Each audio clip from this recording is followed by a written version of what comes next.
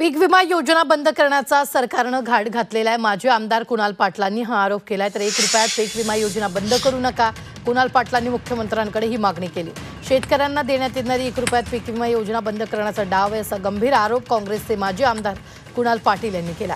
तर 1 रुपयात पीक विमा योजना बंद करू नका अशी मागणी सुद्धा त्यांनी मुख्यमंत्र्यांना पत्राद्वारे केली आहे। निवडणुका डोळ्यासमोर ठेवून 23-24 आणि 24-25 या 2 आर्थिक वर्षामध्ये यांनी हप्ता हा राज्य सरकारकडून याच्याकरता भरला, कारण यांना शेतकऱ्यांना त्या ठिकाणी त्यांची मतं पाहिजे होती। परंतु आता निवडणूक होऊन गेली, आता यांचं काम होऊन गेलंय आणि म्हणून आता ही योजनाच बंद करायची हा घाट त्या ठिकाणी घातला जातोय। म्हणजे जसं पूर्वी आपण पीक विम्याचा हप्ता आपण भरायचो, तसं पुन्हा एकदा 2500 रुपये आपल्याला आपले भरावे लागणार आहेत।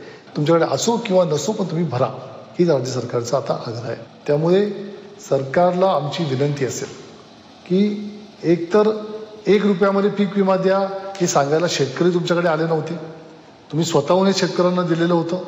त्यामुळे ती योजना आता तुम्ही बंद करू नये। 1 रुपयामध्ये पीक विमा मिळणं हा शेतकऱ्याचा अधिकार आहे आणि तो अधिकार त्यांचा हिरावता जाता कामा नये।